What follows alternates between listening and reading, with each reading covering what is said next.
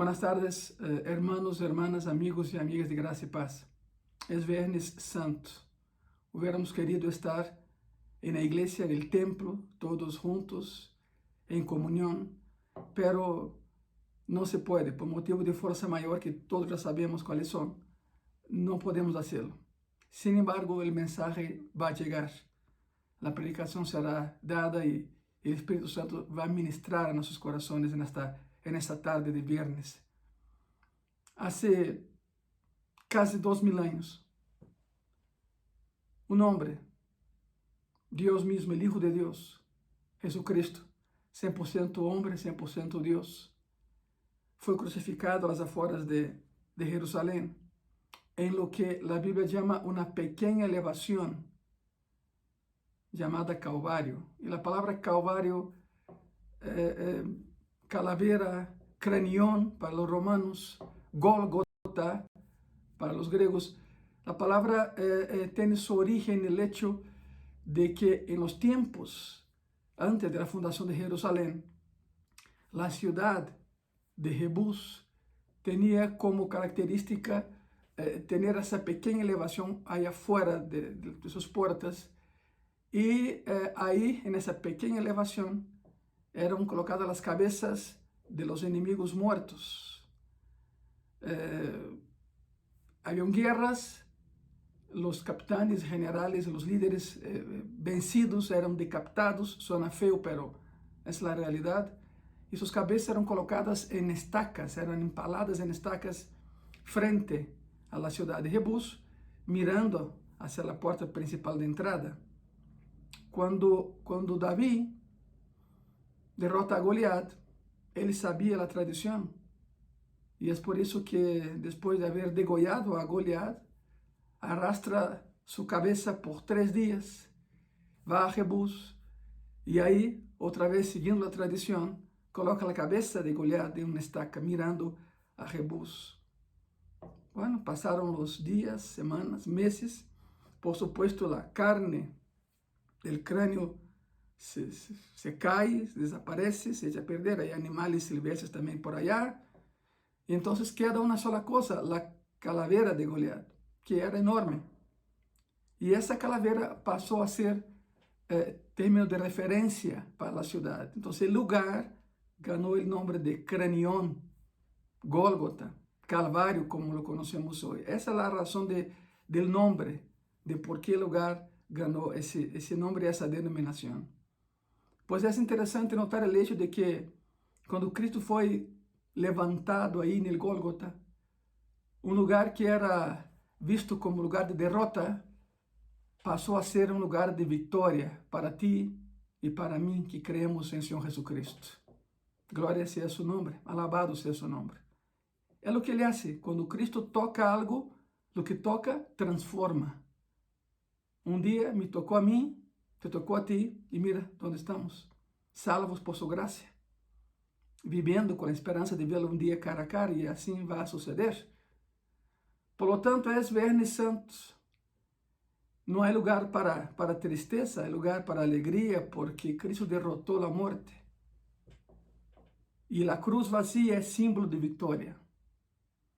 Algunas personas se preguntan, pastor, ¿por qué en el logo de Gracia y Paz hay una cruz? Pues, claro, hay una cruz y vacía, símbolo de victoria. No es un crucifijo, es una cruz vacía. Porque así como la cruz está vacía, la tumba también quedó vacía, porque el que fue clavado en la cruz y colocado en la tumba resucitó y vive. Pero bueno, es domingo, hoy hablaremos de la crucifixión. Sabemos por tradición romana y por la historia romana que cuando crucificaban a varias personas, ellos buscaban colocar en el centro de las personas al cabeza líder de la pandilla.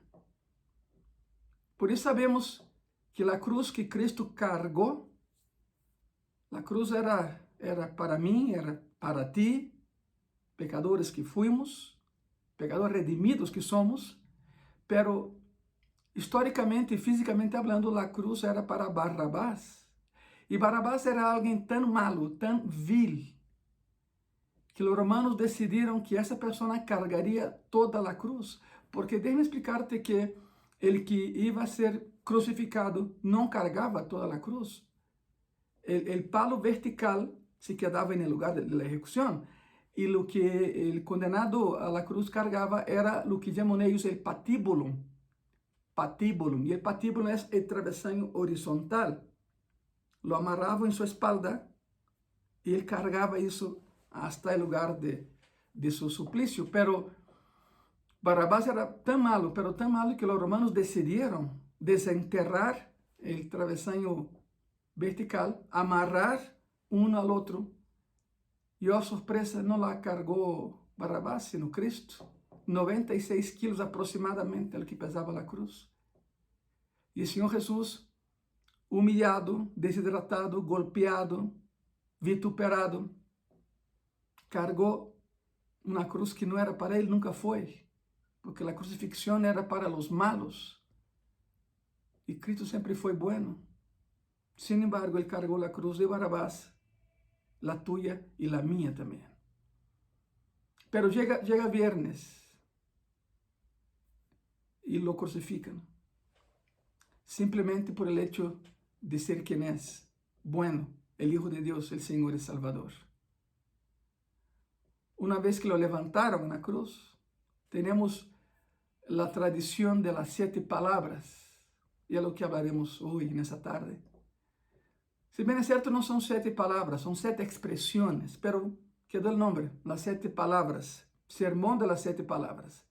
Pero son 7 expresiones. Y quiero que me acompañes hoy, agarra tu Biblia, por favor, ve por tu Biblia, y vamos a hablar de cada una de las 7 expresiones de Cristo en la cruz. El sermón de las 7 palabras. La cruz no fue impedimento para que Jesús cumpliera con su ministerio, fue el medio a través del cual lo hizo.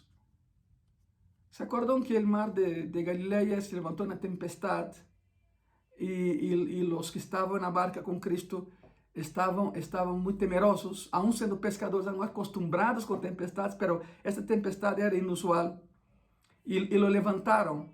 Y cuando lo levantaron, dijeron: oye, Señor Jesús, no tienes miedo, o sea, no te preocupas por nosotros, porque hay una gran tempestad. Y Cristo estaba dormido, con la cabeza en un cabezal. El cabezal era una red antigua, vieja, que ya no se usaba, y se usaba como almohada, digamos así. Ele estava dormindo porque ele sabia que aí não terminaria. Ele chegaria à cruz. Era seu ministério e essa era sua seguridade. Chegou à cruz, foi enjuiciado injustamente, perdão pela redundância, e lo clavaram na cruz. Então, no momento mesmo em que lo levantaram, empieza a ministrar. A primeira palavra, vamos com as 7 palavras. A primeira expressão de Cristo na cruz la encontramos em Lucas 23, versículo 34. Hay versículos más extensos, pero yo me voy a tener nada más en lo que Cristo habló estando en la cruz, ¿ok? Lucas 23, versículo 34, la primera expresión fue esa: Padre, perdónalos, porque no saben lo que hacen. Sí, no sabían lo que hacían, pero tú y yo sí sabemos lo que hacemos. No hay excusa para nosotros. Nosotros sí sabemos lo que hacemos, lo que debemos de hacer y lo que no debemos de hacer. Padre, perdónalos. Tan pronto fue levantado en la cruz, Cristo intercedió, era su ministerio. Padre, perdona porque no saben lo que hacen. Quiero ir rápidamente contigo a Hebreos 12, 24. Hebreos 12, 24, para que entendamos el concepto. La palabra dice así: a Jesús, el mediador del nuevo pacto, y a la sangre rociada que habla mejor que la de Abel. Sabemos a história, Gênesis, Caim matou Abel. Satanás intentou interromper a linha salvítica, porque de Abel saldría a linha del Salvador. Pero sempre que Satanás intentava interromper essa linha, a linha seguia, porque nosso Deus é tremendamente poderoso, é todo-poderoso. E quando Ele disse algo, se cumpre. Não foi através de Abel, pero a linha salvítica seguiu. A sangre de Abel pide vingança. A de Jesús clama por perdão. Quando vemos o assassinato, Caim matando Abel, Há uma ira santa, nos enojamos, como é possível que haya matado a su propio hermano? Claro, todo homicídio é hediondo, pero é mais grave todavía nesse aspecto que é um hermano matando a outro hermano. A sangre de Abel pide vengança, pero la de Cristo clama por perdão. E sigue, porque não sabem o que hacen. Padre, perdónalos, porque não sabem o que hacen. La ignorância espiritual e la religiosidade mataram a Jesucristo. Por isso sempre he dicho em Graça e Paz não somos religiosos, somos cristianos. Há uma diferença enorme entre um e outro. Somos cristianos. Essa foi a primeira expressão. Padre, perdónalos porque não sabem o que hacen.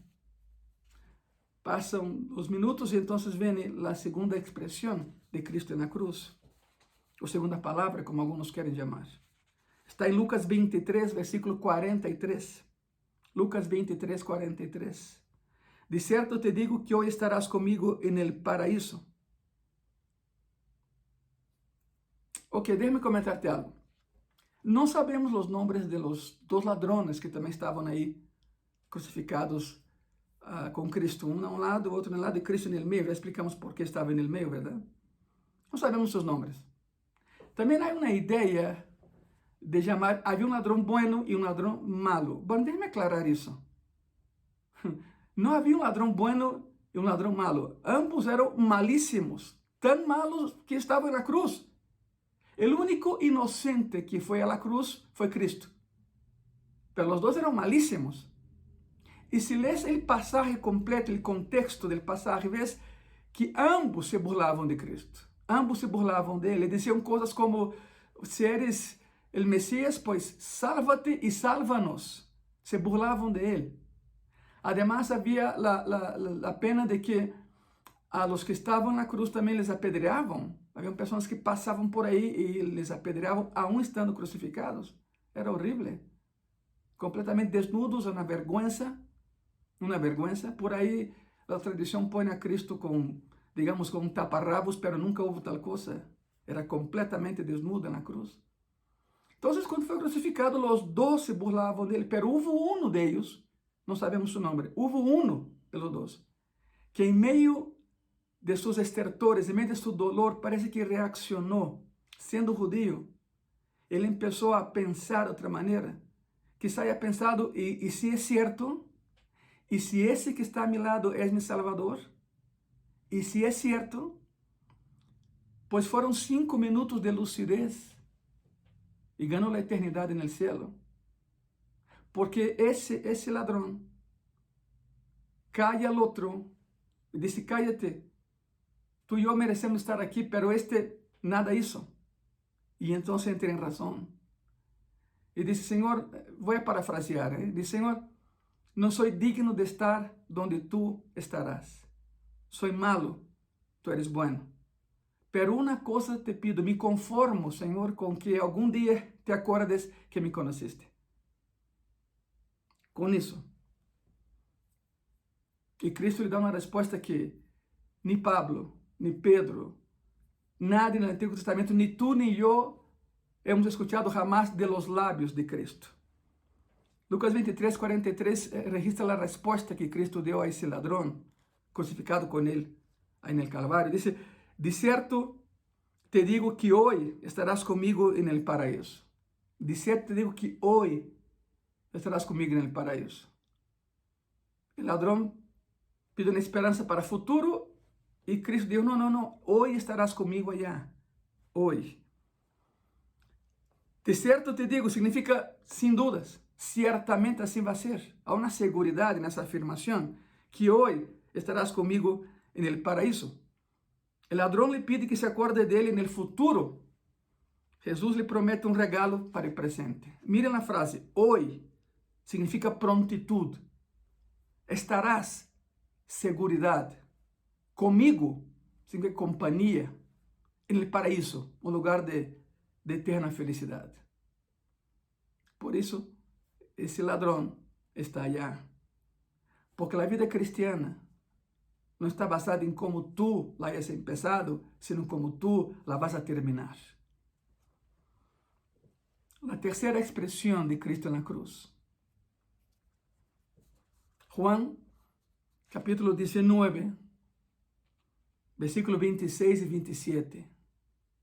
Y la palabra dice así: Cuando vio Jesús a su madre y al discípulo a quien él amaba, que estaba presente, dijo a su madre: Mujer, he ahí tu hijo. Después dijo el discípulo: He ahí tu madre. Y desde aquella hora el discípulo la recibió en su casa.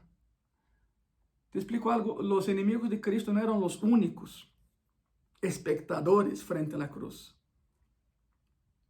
Todos los discípulos se dispersaron. La palabra dice que de lejos miraban. ¿Y por qué Juan estaba ahí? Bueno, Juan era el más chiquito del grupo. Cristo lo protegía de los demás, que estaba en un grupo como aquel tan heterogéneo. Habían burlas, habían ya lo que hoy se conoce como el bullying, porque Juan era el más chiquito. Juan no tenía dónde ir, por eso estaba ahí a los pies de la cruz. No porque era mejor que los demás, simplemente como siendo el más jovencito del grupo, estaba perdido, no sabía qué hacer, y por eso estaba ahí a los pies de la cruz. Algunos de los seres amados más queridos de Cristo ahí estaban. María estuvo todo el tiempo viendo cómo clavaban a su hijo en la cruz y permaneció firme. Sabia que para isso havia nascido. Para morir foi que nasceu. Cristo se dirige a ella como mujer. Em nenhum lugar se dirige a ella como madre. Isso indica que Jesus era para Maria muito mais que um hijo, era um salvador. De hecho, quando foi anunciado a Maria que daria a luz ao Salvador, ele disse: Soy tu sierva, Senhor, haz de mim o que quieras. Ella tenía la conciencia completa de quién era Jesús y quién era ella. Claro, María fue el medio para que naciera. Lo que Jesús hace es proveer para la vejez de María, dándole un hijo adoptivo. Ahora, aquí surge la pregunta, ¿por qué? Porque algunos dicen que María es casi Dios. Bueno, si María... No quero entrar em detalhes nem contendas, pero aqui é uma realidade lógica. Se Maria tem poder, por que foi necessário que Jesus lhe entregara a uma pessoa para que se encargara de ela em sua vejez? Se Maria hace milagros, por que não bajou seu filho da cruz? Estamos completamente seguros que Maria está no cielo, que Maria foi uma boa mulher, pero María no hace milagros, lo hace Jesucristo. De hecho, en las bodas de Canaán, en su primer milagro, transformando agua en vino, María, dice la palabra, y cualquier Biblia lo dice María a los meseros: hagan todo lo que Él os dijere, y señala a Cristo. Significa, obedezcan a Él, no a mí. Sigan a Él, no a mí. Eso está en la Biblia. Y entonces llega 3 años y medio después, Cristo en la cruz, y Cristo ve a los dos de abajo y encarga uno al otro. ¿Por qué? Si María es tan poderosa. No, María no era poderosa. María era una buena mujer. Estamos seguros que era una muy buena mujer. Estamos seguros que está en el cielo. Pero no confundamos las cosas. María no hace milagros. Jesucristo sí lo hace. Él es Dios. Y lo sigue haciendo porque vive. La pregunta es, ¿por qué no la dejó con sus otros hermanos? Porque la palabra dice que Jesús tenía mínimo 2 hermanas, porque hubo una ocasión en que estaba enseñando en la sinagoga, alguien se acerca y dice: Oye, maestro, allá afuera están tus hermanos y hermanas. Y la palabra que se usa ahí es hermano y hermana, no primo, porque algunos dicen que la palabra ahí es primo. No es primo, la palabra primo es otra palabra. La palabra que se usa ahí es hermano y hermana. Sabemos que tenía mínimo 2 hermanas, porque está en plural, hermanas. Tenemos los nombres de los hermanos: Jacob, José, Simón y Judas. Había otro Judas, no confundan con el que lo traicionó. No, pero Cristo tenía un hermano nacido de José, hijo de José y María, llamado Judas. Jacob, José, Simón y Judas. ¿Por qué Cristo no dejó a su mamá, no le encargó con alguno de sus 4 hermanos? La respuesta es porque ellos mismos no creían en él. De hecho, sus hermanos se convirtieron después que lo vieron resucitado, no antes. Y entendemos la dinámica. Te puedes imaginar a Jacob, por ejemplo, diciendo, a ver si entiendo, eres mi hermano mayor y resulta que eres mi Dios, eres mi Salvador. No, esa no te la compro. Era la idea de la familia. De hecho, Jacob dijo, mira, si es cierto que eres el Mesías, ve a Jerusalén y haz los milagros allá también. Y Cristo dijo, todavía no ha llegado mi hora. Bueno, la hora llegó en el día en que resucitó. Milagro inmenso, venció la muerte. Y ahí sí, sus hermanos creyeron en él. De hecho, Jacob fue obispo de la iglesia en Jerusalén.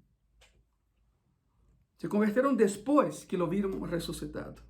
Mientras moría en la cruz, encomendó a su madre al cuidado de Juan, su discípulo amado, porque estaba ahí. Cuarta expresión, cuarta palabra, como algunos dicen, de Cristo en la cruz, está en Mateo 27, Mateo capítulo 27, versículo 46. Cerca de la hora novena, Jesús clamó a gran voz, diciendo, Elí, Elí, lama sabactani, isto es, Dios mío, ¿por qué me has desamparado? Hora novena, casi las 3 de la tarde. Acuérdate que el calendario judío es lunar. Donde hay luz no hay noche, por eso el día empezaba a las 6 de la tarde, la hora novena, 3 de la tarde. Encontramos las mismas palabras, Elí, Elí, lama sabactani, en el Salmo 22, que es una declaración profética de la crucifixión, es David viendo la crucifixión. Mientras Cristo colgaba de la cruz, llevaba sobre él los pecados de toda la humanidad, pasado, presente y futuro. 2 años antes, Cristo orando, dizia, Senhor, se é necessário, passa de mim essa copa. Alguns especulam que essa expressão de Jesucristo, passa de mim essa copa, era que Cristo não queria sufrir la cruz. No, sí quería, para eso nació. Pero la copa significa la ira de Dios. Cada vez que aparece la palabra copa asociada a Dios en la Biblia es la copa de la ira de Dios. Es como llenar una copa y después eso rebasa los límites y se derrama. Cristo sabía que en la cruz él sufriría la ira de Dios, no contra el pecador, sino contra el pecado. Y en la cruz Cristo se hizo pecado por nosotros. Por eso él no quería sentir esa lejanía del Padre. Él no quería sentirse abandonado por el Padre. Por eso la expresión, Elí, Elí, lama sabactani. Nuestros pecados fueron colocados en la cuenta de Cristo y Dios se los cobró. Y Dios se los cobró. Sabemos que Dios aborrece el pecado y ama al pecador. En la cruz, Cristo experimentó lo que nosotros llamamos muerte espiritual, o sea, la ausencia de comunión con Dios. Y después experimentó la muerte física. Cosas por las cuales tú y yo vamos a pasar un día. Exactamente igual. Pero me llama la atención que hay personas que se dicen cristianas y están lejos de Cristo. De labios lo confesan, pero su corazón lo niega. Cristianos que dicen una cosa y actúan de otra manera. Cristianos que se sienten tan ungidos que no permitan que nadie ore por ellos, que nadie les hable, porque son los ungidos de Jehová. Están muy equivocados, muy engañados. Quizá ellos tengan que decir, Elí, Elí, lama sabactani, ¿por qué me has abandonado? Y cuando alguien piensa así, adivina quién abandonó a quién. Hermano, hermana, amigo y amiga, de la próxima vez que digas, es que no siento a Dios, yo creo que Dios me ha dejado. No, Cristo nunca te va a dejar. Tú lo dejaste. Es muy diferente. Y si esta es tu situación, en ese Viernes Santo es un buen momento para que regreses a Él. Deja a un lado todo lo demás y regresa a aquel que venció la muerte. Aquel que por ti fue a la cruz. Es tiempo de regresar a Cristo. Tenemos la quinta expresión, la quinta palabra de Cristo en la cruz. La encontramos en Juan, capítulo 19, versículo 28. Dijo, tengo sed. Tengo sed. Y se cumple una vez más la escritura, porque el Salmo 69, versículo 21 dice, me pusieron además hiel por comida, y en mi sed me dieron a beber vinagre. Es lo que dice el Salmo 69, versículo 21. Se cumple la escritura.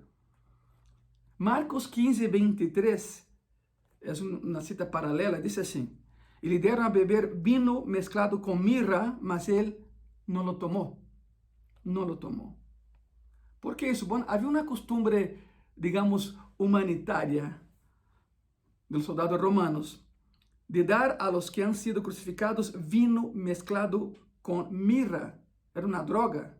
Y así, para aliviarles el dolor en la cruz. A Jesús se lo ofrecieron, pero él no lo aceptó.